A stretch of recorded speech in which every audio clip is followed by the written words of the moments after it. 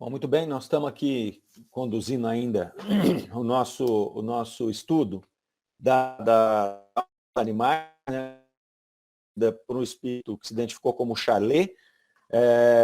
Nós estamos trabalhando com as comunicações que esse espírito trouxe, ele trouxe várias sobre o tema, e Kardec depois, ao final, fez a análise crítica. Então, só lembrando a todos que nós intercalamos cada trecho que o Espírito trouxe com a análise crítica que Kardec fez ao final, para que a gente possa ter um melhor entendimento das correções que Kardec fez nessas colocações desse Espírito, dos ajustes e dos questionamentos que ele endereçou para esse Espírito sobre o tema, sobre aquilo que ele estava escrevendo. Então, nós já estamos lá no item 9, nós já estamos terminando aqui, nós vamos... Essa aqui é a última comunicação desse espírito, o último exame crítico, e depois vai falar, Kardec vai fazer uma observação geral sobre essas dissertações e esses exames críticos que ele fez. Tá certo? Eu vou compartilhar aqui. Quem quer fazer a leitura? Você quer fazer, Vitor? Ou Vera? Porque eu estou pelo celular, fica um pouco ruim. Vera, você consegue? Também não, o celular fica ruim, Eu posso fazer, Mário. Você faz, Marleninha? Faço. Então vamos lá.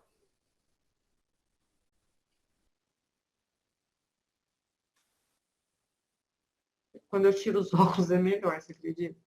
Então posso mandar brasa? Manda lá. Coisas de idoso. Quando foi criado o primeiro homem, era tudo harmonia na natureza. A onipotência do Criador tinha posto em cada ser uma palavra de bondade, de generosidade, de amor. O homem era radioso. Os animais desejavam seu olhar celeste, suas carícias eram as mesmas para ele e para sua celeste companheira. A vegetação era luxuriante. O sol dourava e iluminava toda a natureza. Da mesma forma que o sol misterioso da alma, centelha de Deus, iluminava interiormente a inteligência do homem. Numa palavra, todos os reinos da natureza apresentavam essa calma infinita que parecia compreender Deus. Tudo parecia ter bastante inteligência para exaltar a onipotência do Criador. O céu sem nuvens era como o coração do homem, e a água límpida e azul tinha reflexos infinitos, como a alma do homem tinha os reflexos de Deus. Só um minutinho, Marlene, por favor. Nossa, que texto bonito, hein, Mário? Bonito, né? A Soraya chegou. Aí, a Soraya chegou. Olá, Soraya. Você ficou em estado de choque e demorou para entrar, Soraya? Teve que tomar uma água com açúcar, Soraya. Eu recebi a notícia que o Mário talvez me deu um desespero, porque eu falei, gente, logo hoje eu tinha uma reunião completamente assim, fora do... Era com uma instância, tipo, né, muito... Eu falei, gente, eu não consigo desmarcar. Eu falei, não sei o que eu faço. Gente, desculpa, viu? Mas que bom que você está aqui, Mário. Tamo junto. Vamos lá.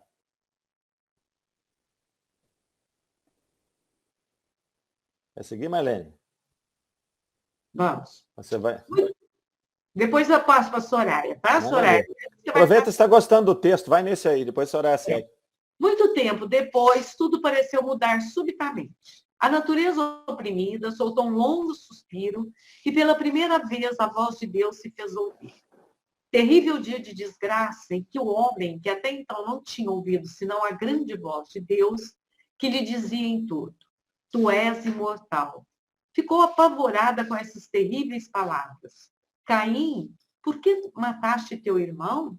Logo tudo mudou. O sangue de Abel espalhou-se por toda a terra, as árvores mudaram de cor, a vegetação tão rica e colorida murchou. O céu tornou-se escuro. Por que o animal se tornou feroz? Magnetismo todo-poderoso, invencível, invencível, que então tomou todas as criaturas, a sede de sangue, o desejo de carnificina brilharam nos seus olhos, outrora tão suaves, e o animal tornou-se feroz como o homem. Pois o homem, que tinha sido rei da terra, não havia dado exemplo? O animal seguiu o seu exemplo e desde então a morte planou sobre a terra. Morte que se tornou odiosa em vez de uma transformação suave e espiritual. O corpo do homem deveria dispersar-se no ar como o corpo do Cristo, mas dispersou-se na terra, naquela terra regada pelo sangue de Abel. E o homem trabalhou, e o animal trabalhou. Charlie. Pois já ficou meio assim. É uma viajada, né, o Charlie? É uma viajada. Vamos ver o que o Kardec vai falar dele aí, desse trecho, né? Vamos lá. Essa aqui Nessa é a passagem, Charlie parece ter sido arrastado pela imaginação, pois o quadro que faz da degradação moral do animal é mais fantástico do que o científico. Com efeito, o animal é feroz por necessidade, e foi para satisfazer a essa necessidade que a terra lhe deu uma organização especial. Se uns devem nutrir-se de carne, é por uma razão providencial, e porque era útil a harmonia geral que certos elementos orgânicos fossem absorvidos. O animal é, pois, feroz por constituição, e não se conceberia que a queda moral do homem tivesse desenvolvido os dentes caninos do tigre e encurtado seus intestinos, porque então não haveria razão para que o mesmo não tivesse acontecido com o carneiro. Antes dizemos que na terra, sendo o homem pouco adiantado, a que se encontrava com seres inferiores, em todos os sentidos, e cujo contato lhe é causa de inquietudes, de sofrimentos, e, consequentemente, uma fonte de provas que o auxiliam em seu progresso futuro. O que pensa Charlie dessas reflexões? Subir, né, Mário? Já estou movimentando aqui. Isso. Só posso aprová-las. Eu era um pintor e não um literato ou um cientista. Por isso, de vez em quando, me deixo arrastar pelo prazer novo para mim, de escrever belas frases, mesmo em detrimento da verdade. Mas o que dizeis é muito justo e inspirado. No quadro que tracei, bordei certas ideias recebidas para não chocar nenhuma convicção. A verdade é que as primeiras épocas eram a idade do ferro, muito afastadas das pretensas suavidades. Descobrindo diariamente tesouros acumulados pela bondade de Deus, tanto no espaço quanto na terra, a civilização levou o homem à conquista da verdadeira terra prometida, que Deus concederá à inteligência e ao trabalho, e que não entregou pronta e acabada nas mãos dos homens. Pode subir. Só um minutinho, Marlene, tem alguém chegando aqui, isso. Vamos receber. É a Juliana, isso. Voltamos. Espera aí. Subir aqui mais um pouquinho. Isso. Esperamos aqui, né? É aí, né? Mas o que dizeis é muito justo e inspirado. No quadro que tracei, bordei certas ideias recebidas para não chocar nenhuma convicção. A verdade é que as primeiras épocas eram a idade do ferro, muito afastadas das pretensas suavidades. Descobrindo diariamente tesouros acumulados pela bondade de Deus, tanto no espaço quanto na terra, a civilização levou o homem à conquista da verdadeira terra prometida, que Deus concederá à inteligência e ao trabalho, e que não entregou pronta e acabada nas mãos dos homens, crianças que deveriam descobri-la por sua própria inteligência. Aliás, este erro que cometi não poderia ser prejudicial aos olhos da gente esclarecida, que o notaria facilmente. Para os ignorantes, passaria desapercebido. Contudo, concordo que errei. Agi levianamente, isso vos prova até que ponto deveis controlar as comunicações que recebeis. Olha só, né? Olha só que interessante. Vamos dar uma analisada aqui. O que o Espírito falou ali? Mário, que eu fui naquele primeiro parágrafo, nossa, que beleza! Você vê como são as coisas? Você está vendo, Maria? E aí, se a gente não está ligado aqui numa questão que tem uma análise crítica por trás, que a gente tem que fazer essa análise, às vezes a gente se deixa levar pelo texto, né? Ele começou muito bem, né? Apesar dele começar ali com uma ideia criacionista, que era a ideia dele, né? Ali, ele começou bem, né? Começou fazendo uma descrição poética, tudo. Depois ele se perdeu, misturou um monte de coisa e falou um absurdo, né? Um absurdo que Kardec vai corrigir depois lá, né? Falando lá que ele deve ter sido levado pela imaginação, porque ele falou uma coisa contrária a tudo que inclusive a ciência já sabia, né? É o que ele coloca ali, que em determinado momento o animal adquiriu a ferocidade, ele não tinha essa ferocidade anteriormente, e ele passa, por exemplo, a estraçalhar uns aos outros, a matar um outro animal para se alimentar, em função desse, inclusive em função de um erro do homem, né? É uma coisa totalmente absurda, e que Kardec vai refutar aqui com muita tranquilidade, né? Porque já não tinha mais nenhuma dúvida com relação a isso. Ele vai falar, né, que o quadro que ele pinta lá tem muito mais de fantástico do que de científico ali, que o animal já era feroz normalmente pela questão do instinto, né, e que assim a natureza foi conduzida até por questão de um equilíbrio, né? Então é natural isso. E que um erro de uma pessoa, ou de um homem, né, ou de um grupo de homens, não ia fazer nascer canino e nem encurtar o intestino de um animal. Que a gente sabe que os carnívoros têm um intestino mais curto, né? Para que a carne possa ser processada e sair logo do organismo deles. Enquanto que os roedores, por exemplo, têm um intestino muito mais longo, porque como ele se alimenta às vezes de semente, essas coisas mais duras, ele precisa de um tempo maior para que o organismo possa processar esse tipo de material que é duro e possa absorver os nutrientes ali, as proteínas, o que seja. Então, Kardec vai dizer, isso aí não ia, um fato desse externo não iria mudar a constituição física de um animal. Nós já deixa aqui totalmente refutada essa tese ali. E olha lá, a Lucélia está perguntando, ele fez de propósito ou foi leviano em deixar se levar? Ele vai falar depois que ele foi leviano, né? Ele vai até dizer ali, né, Lucélia, que ele não, quando Kardec pergunta para ele o que ele pensava disso, né, que pensa dessas reflexões que Kardec havia feito sobre a dissertação dele. E ele, assim, até humildemente, ele vai dizer, né, só posso aprová-las. E ele ainda fala, eu era um pintor e não um literato ou um cientista. E aí ele complementa lá, ó, por isso, de vez em quando, me deixo arrastar pelo prazer novo para mim. Esse prazer novo de poder fazer uma dissertação, de poder escrever, isso é novo para ele. Né? E ele ali deixava viajar a imaginação dele e ele escrevia. E aqui é interessante que ele fala ali, ó, eu tracei algumas ideias recebidas e algumas coisas que foram da imaginação. Né? E aí, lá no final, ele pontua assim, o erro que cometi não poderia ser prejudicial aos olhos de gente esclarecida. Olha agora, é tão absurdo que não é possível que as pessoas vão acreditar nisso, né? Que notaria facilmente esses erros. E ele fala, ó, e agir levianamente, e isso vos prova até que ponto deveis controlar as comunicações que recebeis. Então ele não era um espírito mau, mas ele era leviano no ponto de falar aquilo que ele imaginava, né? Do jeito que ele imaginava. Aqui deixa claro que a obrigação do controle é nossa, não é do espírito. Aí Kardec depois vai fazer aqui no trecho que nós vamos estudar aqui na sequência, das observações gerais, ele vai fazer várias pontuações nesse sentido. Porque esse espírito ele trouxe coisas interessantes, coisa que nós já refletimos aqui, e que ele tinha muita coerência, Kardec inclusive pontuou em várias delas a coerência, fez só pequenos complementos, tirou dúvida com ele. Então ele não era um espírito totalmente ignorante, né? Mas ele, como ele se dispunha a falar um monte de coisa, e não era o tema dele, ele acabava se perdendo muitas vezes e dava essa licença poética. Era um prazer que ele encontrou, né, de poder escrever, de poder passar essas ideias, sejam elas corretas ou não, e ele fazia sem compromisso nenhum. Compromisso é de quem está recebendo.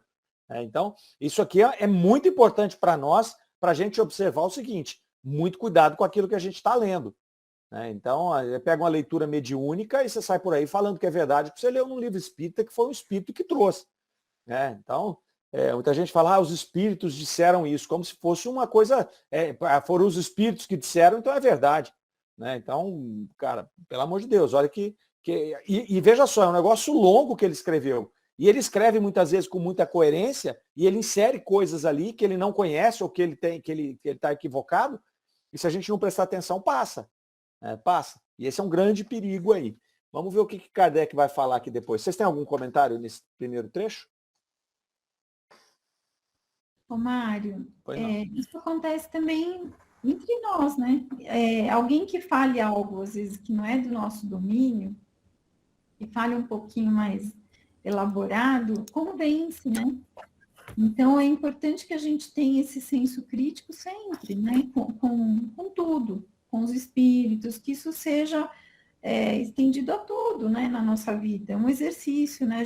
Porque isso também nos obriga a estudar, né, Mário? Para a gente desenvolver o senso crítico, obrigatoriamente a gente tem que estudar, né? Eu vejo 2 pontos. Esse ponto que você falou é fundamental, porque nas nossas interlocuções, às vezes, acontece isso. Então, por exemplo, eu estou aqui, hoje na condição aqui de preparar esse estudo, selecionar os textos e dar uma lida antes para a gente poder comentar. Então, eu acabo sendo, obviamente, o que fala 80% do tempo. E eu posso estar falando coisas que eu desconheço e que eu entendi de maneira errada, e eu faço isso direto, né? Porque eu não sei das coisas todas, ainda mais de tudo que se passa por aqui. Eu posso ter tido um entendimento errado, enfim. Então, eu estou falando aqui, mas em momento nenhum eu imagino que tudo que eu esteja falando está coerente, né? Então, é até importante quando alguém percebe e pontua. Peraí, por que você falou isso? Né? Esse é o ponto, que a gente tem que ter exame crítico em todo momento. E o segundo ponto é o ponto que ele mostra aqui, que ele mostrou uma humildade na hora que ele era questionado. Né? O espírito em nenhum momento se incomodou com esse exame crítico de Kardec. Muito pelo contrário, ele até justificou aqui, né? Que era realmente, vocês devem controlar as comunicações que recebem. Né? Porque ele era um espírito da terceira ordem, um espírito que tinha o campo dele, ele era um pintor aqui, então ele não era um cientista nem nada. E mesmo que ele seja um cientista, sabe? Eu estava uma vez no encontro do Enlipe, estávamos eu, o Adolfo, o Carlos Gimenez, lá em São Paulo. Nós vamos apresentar um trabalho que a gente tinha feito lá no Luz e Amor. A Marlene deve se lembrar que a gente fez um trabalho longo lá sobre cura espiritual. E o Adolfo foi apresentar esse trabalho, né, aquele que conduziu, ele que fez, ele que compilou, ele foi apresentar esse trabalho em São Paulo. Aí nós fomos lá. E aí teve uma palestra lá do Jader. Eu esqueci o sobrenome dele agora, mas o Jader é muito famoso, né? Nesse meio. Jader Sampaio, Mário. Jader Sampaio, né, Marlene? O Jader Sampaio. O Jader, ele fez um desenho lá e ele estava falando do conhecimento. Porque todo mundo que estava lá, a grande maioria das pessoas que estavam lá eram acadêmicos. Essa turma que faz parte dessa liga de pesquisadores espíritas. Então tinha muito acadêmico lá. Muito doutor, muito pós-doutor, mestres, né? Nós éramos a ralé que estava lá, a gente que era os leigão lá da história. E aí ele foi fazer uma palestra e foi falar justamente do conhecimento. Aí ele fez um círculo enorme lá e ele colocou um pontinho no meio do círculo. Ele falou assim, olha, quando a gente pega um pós-doutor, ele tem o conhecimento na área dele do tamanho desse círculo. Só que a hora que você sai da área dele, o conhecimento dele é do tamanho desse ponto que está aqui. Percebe?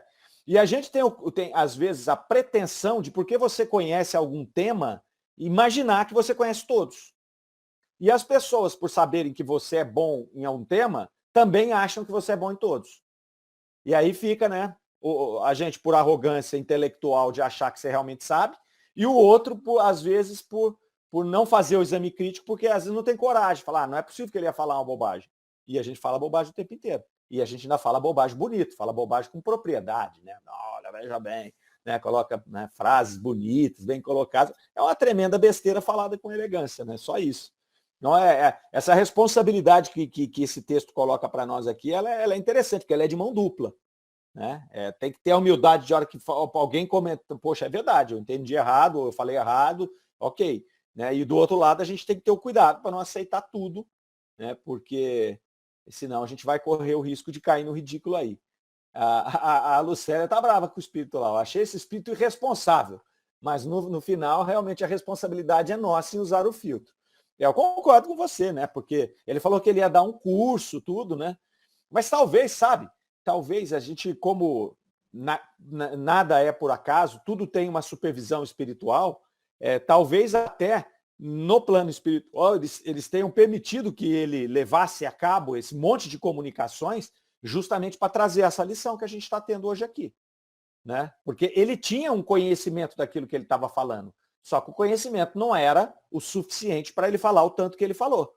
Tanto que ele falou bastante coisa coerente. Então, ele tinha um conhecimento sobre o tema, ele provavelmente era um estudioso, gosta do tema, mas não é um especialista, aquele que vai dificilmente dar uma escorregada, né?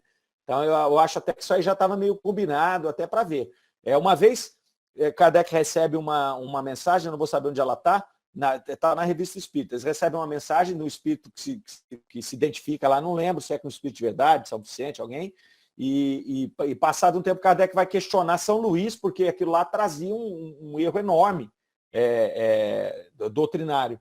E aí São Luís falou, não, nós permitimos que ele assinasse assim, justamente para perceber se vocês estão prestando atenção naquilo que está sendo falado. Né? Óbvio que não foram com essas palavras, né? Mas ele colocou exatamente isso. Olha, a gente queria saber se vocês estavam atentos às comunicações, né? Analisando todas, passando pelo crivo da lógica, da razão, todas as comunicações.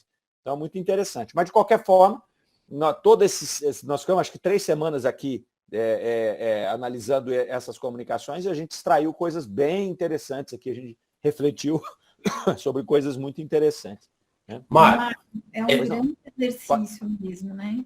Assim, desculpa, eu interrompi. Mas é um grande exercício mesmo, porque é difícil, né? Não é fácil, a gente tem coisas que a gente não domina, então é um exercício muito importante. Aliás, a Revista Espírita é esse exercício, né? O tempo todo, né? Para a gente ir treinando também, né? Começando a enxergar as comunicações, tudo o que acontece, né, no mundo de uma maneira diferente mesmo. Eu gosto demais. Sem dúvida. Luiz, quer falar? Mário, sim. Já que nós estamos concluindo esse estudo dos animais, né? Uma coisa assim que ficou claro, né? O animal não espia, porque ele não tem consciência, tal, né? Mas agora, assim, o que na visão de vocês, assim, por exemplo, o sofrimento de um animal, dele ser alguns mais do que o outro. Hoje, por exemplo, eu estou mais nessa área pet, então teve até uma campanha, uma pessoa passou super bonder na boca de um cachorro, filhote, soltou ele numa estrada, e aí fizeram cirurgia, mas ficou tudo deformado. Aí nós vamos ver, tem bastante caso desses, né? Então fala assim, se não está espiando, o que seria esse sofrimento? Uns estão numa casa bem cuidada, né? E outros, né, numa situação assim. Então, vou te dar a minha opinião aí, depois quero que os colegas complementem ou refutem. Nós vivemos num planeta de expiação e provas, né? Então, o sofrimento, a dor, essas intempéries, elas são naturais de um planeta no nosso estágio. Se você voltar para o tempo antigo, inclusive nas primeiras comunicações aqui, o Espírito Charlet vai falar sobre isso, que houve uma melhora, né, na nossa tratativa com os animais, tanto que hoje você, por exemplo, está se incomodando com esse tipo de tratamento que é dado a um animal. Hoje a gente falou naquela oportunidade lá da importância que se dá hoje a essa questão, né, dos maus tratos aos animais. Hoje é crime, hoje você tem sociedade protetora dos animais e tal. Se você volta 160 anos, na época de Kardec, tinha nada disso. Você tinha um cachorro, você matava ele a paulada, ninguém ia falar nada para você. Sabe? Ninguém ia falar nada. Então, melhorou muito. Agora, do ponto de vista do animal, a nossa vida é muito curta. A vida dos animais, normalmente, ela é muito mais curta que a nossa. Um cachorro vive em torno de 20 anos. Então, você pegar o que é 20 anos na linha da eternidade. Se 80 para nós, que a gente vive aí 70 em média aqui no estado de São Paulo, 70 e pouco, já é muito curto, já é um relâmpago. Você imagina de um animal que é 20. Né? Então, ele inserido num mundo de expiação e provas, ele vai passar por isso. Uns vão passar, outros não vão passar. Né? Isso vai fazer parte do contexto da evolução desse animal. Né? A diferença é que nós, seres humanos, normalmente, quando somos inseridos nesse ambiente mais propício para o sofrimento, normalmente nós estamos num processo de prova ou num processo de expiação. Nesse processo de expiação também, a gente muitas vezes se engana de falar assim, o cara veio para passar por isso. Não é assim que funciona. Ele veio em um ambiente onde a possibilidade de acontecer aquilo era maior, tá certo? Não quer dizer que uma pessoa que vem num outro ambiente também não pode passar. Sabe? Então, quer dizer, normalmente nós somos inseridos nesses ambientes mais propícios a sofrer essas violências, por exemplo, por conta de uma expiação de uma prova. Os animais, eu entendo esse processo de uma forma mais aleatória. Ele é mais aleatório. Então ela vai acontecendo ali e os animais vão evoluindo a partir, né, das suas vivências, da forma externa. Tá certo? Faz sentido mesmo. Vocês concordam? Discordam? Eu acho isso mesmo. O animal, ele sofre para a evolução. Faz parte do contexto. E aí, é claro, uns sofrem mais, outros menos, né? Mas é para a evolução. Eles, não é para expiação ou prova. É o processo de evolução, né? E até, né, Eu não Marilene? sei responder mais.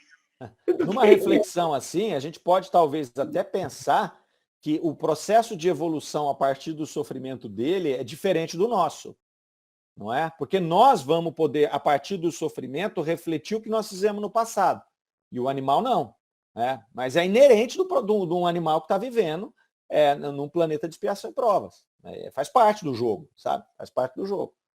Eu entendo assim. Mário, eu penso de novo naquele laboratório de química que a gente falou, que a Marlene falou do laboratório, eu já fiquei imaginando o laboratório, né? Então, quando esse princípio espiritual, ele retorna, né? E os espíritos responsáveis por esse princípio, como ele não tem aí a individualidade, e isso vai sendo apurado, trabalhado, a gente enxerga a individualidade.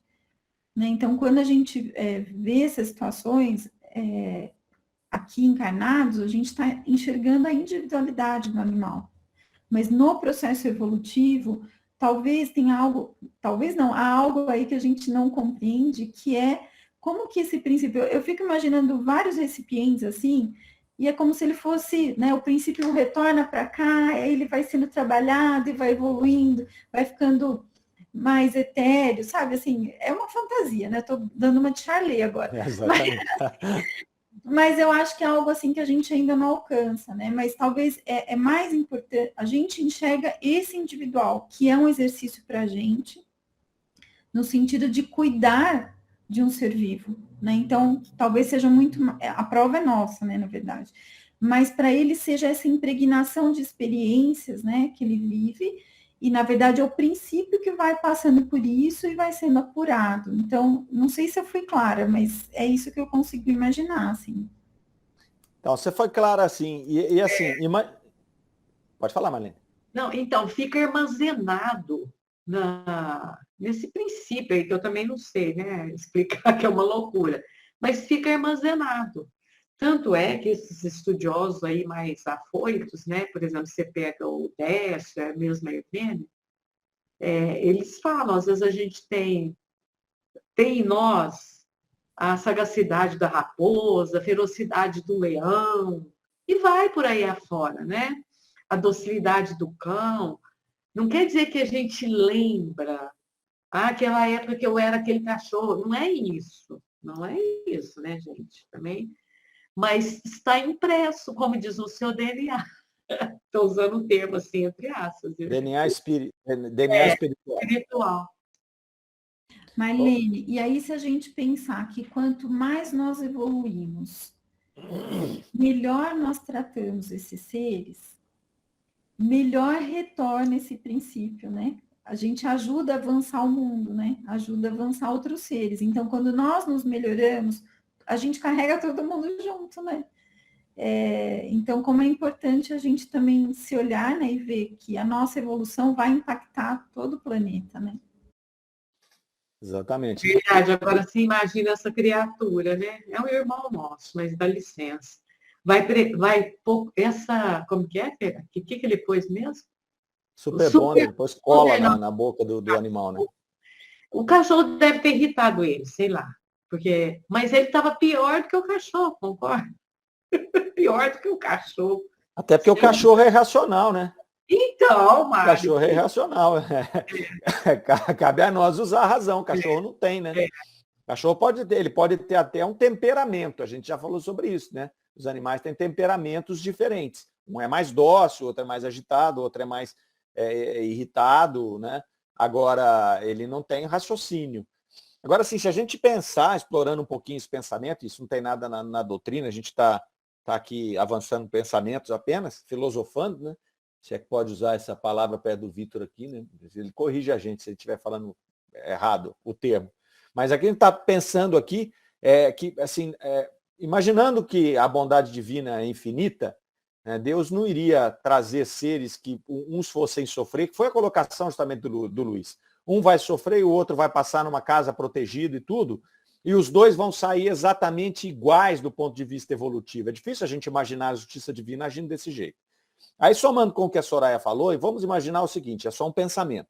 Se um princípio espiritual que está encarnando ali num cachorro, ele tem um conjunto de experiências para passar, né, que ele vai adquirir, experiências que vão formando esse componente que ele tem no espírito, para depois ele poder dar o próximo passo, como princípio espiritual ainda, eu acho que não é estranho a gente pensar que, por exemplo, um animal desse que é exposto e passa por esse processo de sofrimento todo, que ele vai ter passos evolutivos mais rápidos do que aquele que teve a proteção.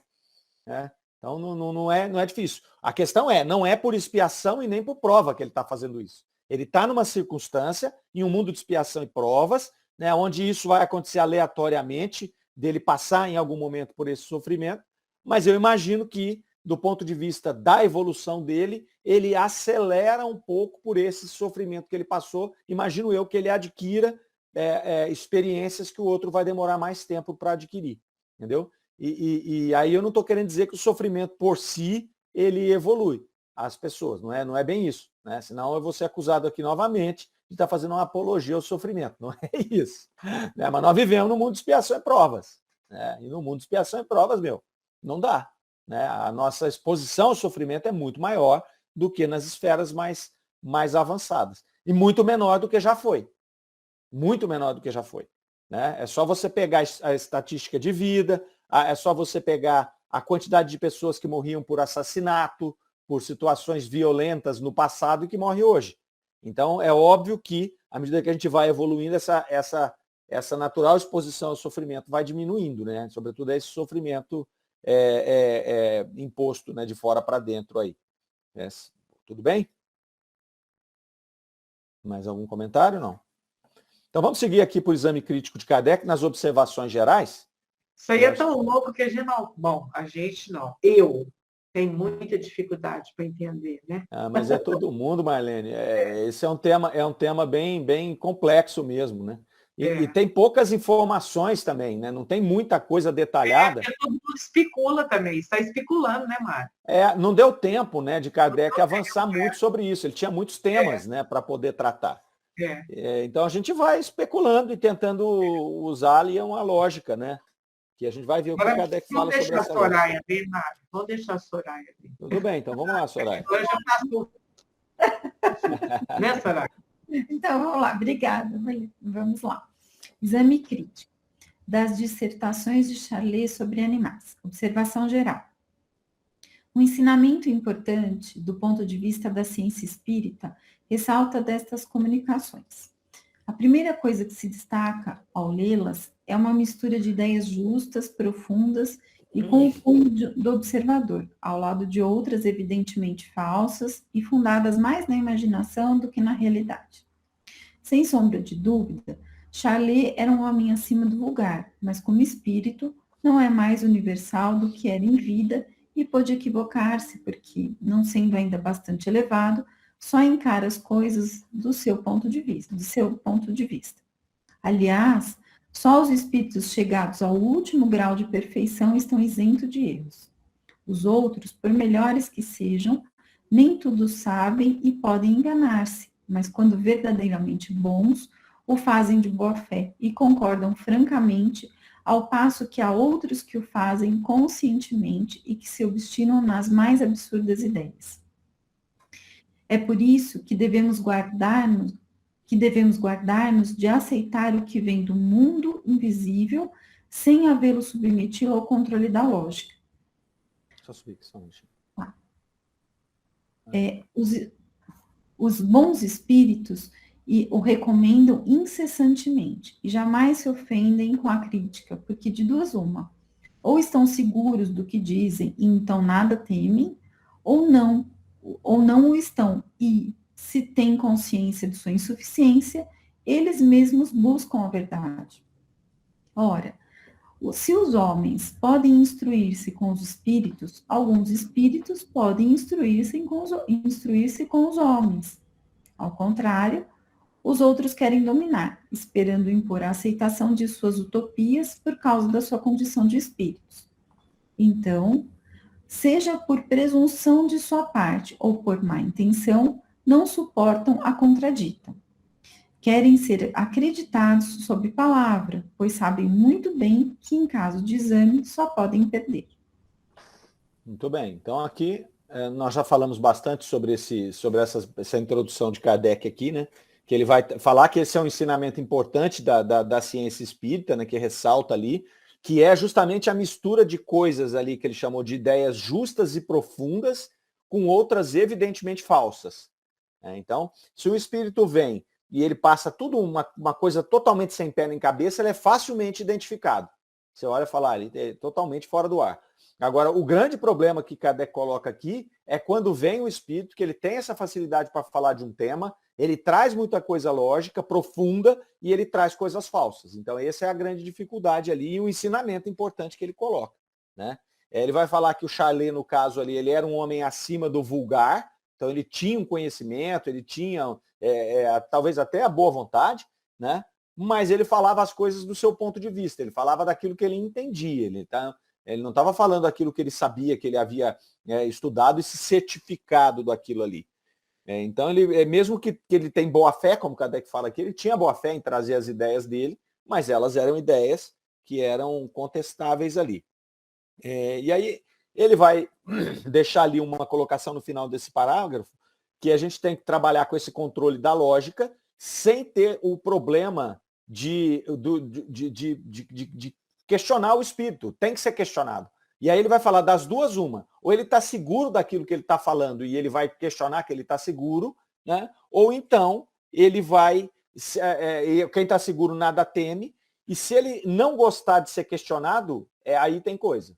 Né? Aí é porque ele está querendo colocar a ideia dele como se fosse verdade, né? sem ter espaço para esse tipo de discussão. Então ele vai trazer esses detalhes ali. Ok? Vamos continuar aqui. Tem umas coisas legais aí no final. Pode seguir. Assim, só gostam dos que se ajoelham aos seus pés. Mário, acho que faltou um pedacinho de cima? Deixa eu voltar, desculpa. Um pouquinho só. Aqui. Isso, obrigada. Querem ser acreditados sob palavra, pois sabem muito bem que em caso de exame só podem perder. Ofendem-se a menor dúvida sobre a infalibilidade e soberbamente ameaçam abandonar-vos como indignos de ouvi-los. Assim, só gostam dos que se ajoelham aos seus pés. Não há homens assim, e é de admirar que os encontremos com seus caprichos no mundo dos espíritos? Nos homens, uma tal característica é sempre aos olhos de gente sensata um indício de orgulho, de vã suficiência, de tola vaidade e, portanto, de pequenez nas ideias e de falso julgamento. O que seria um sinal de inferioridade moral nos homens, não poderia ser indício de superioridade nos espíritos. Como acabamos de ver, Charlet, de boa vontade, se presta à controvérsia, escuta e admite as objeções e responde com benevolência. Desenvolve o que era obscuro e reconhece lealmente o que não era exato. Mário, pode subir um pouquinho, por favor?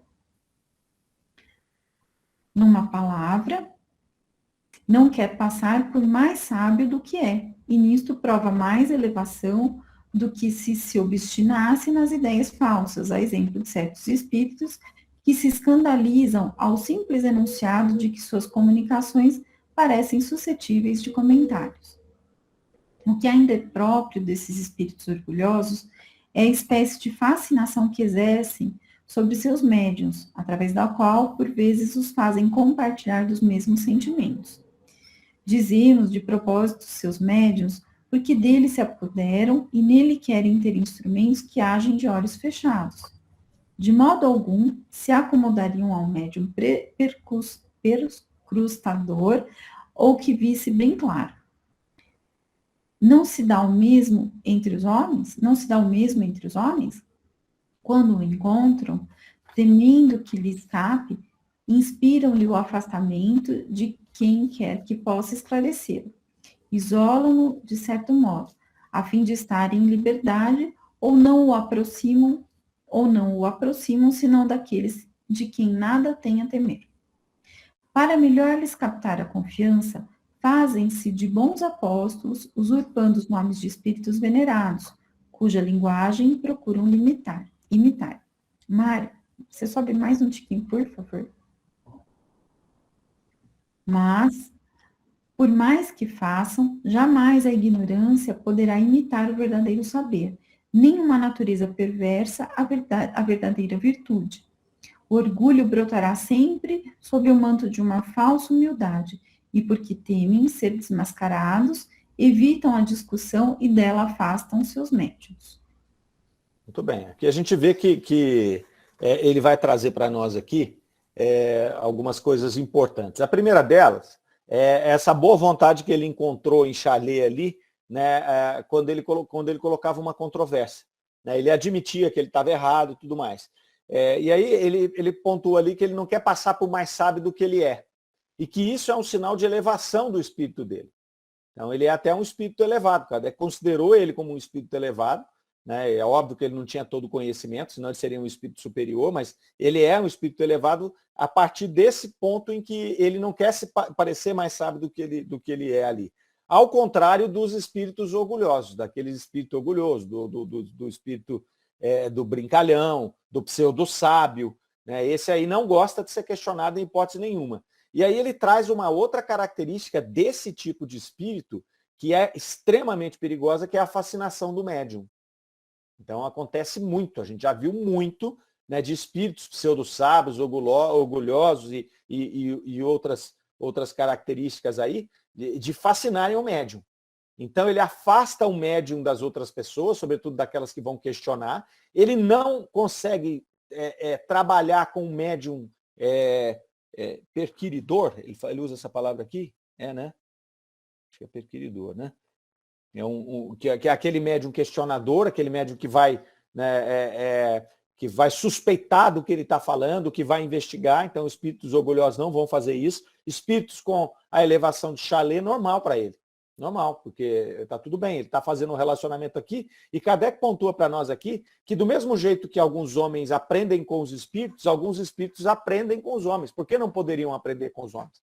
Então, essa relação, ela é uma relação como a nossa relação aqui. Nem sempre ela é só de aprendizado do lado de lá. Isso foi uma coisa que nós implantamos ao longo do tempo.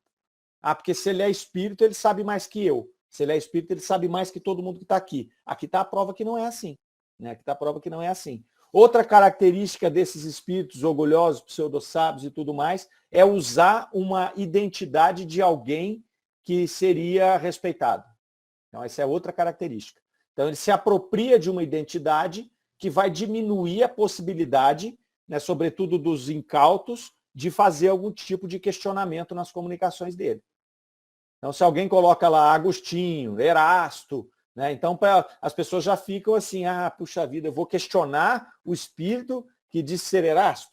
Né? Então, já usam esses subterfúgios aqui para poder trazer, para poder fazer esse processo de fascinação aqui. Né? Então, acho que é isso. Deixa eu ver se... Ô, Mário, pois não. Eu fico pensando, um espírito como Chalé, imagina um grupo de estudos que a gente pudesse contar com um espírito assim, né? Como seria bacana, assim, da gente poder... As trocas que não sairiam, né? Porque como ele é uma pessoa, um espírito, né? Que ele tem essa característica, né? Ele coloca ali as posições dele, mas ele tem essa reflexão. Imagina como seria bacana. Será que um dia a gente não vive isso? Já pensou?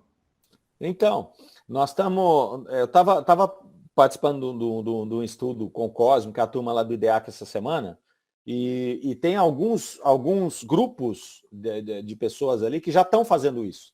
Eles começaram a fazer reuniões onde eles fazem evocações, às vezes eles evocam espíritos, como Kardec fazia, né? Então, veem se tem a permissão e evocam os espíritos e passam por esses crivos todos, né, de buscar uma identificação, de buscar o que o espírito trouxe e tudo mais. E tem alguns espaços nessas reuniões, ou algumas reuniões, em que eles lançam um tema e recebem esses espíritos para conversar sobre esse tema. Né? Sempre com esse cuidado, né? Com esse espírito experimental, até com o espírito de retornar um pouco na linha do que Kardec fazia. Porque a gente acabou, em determinado momento, focando todo o nosso processo de comunicação na questão do socorro aos necessitados, da desobsessão e tudo mais. Não tem problema nenhum com relação a isso.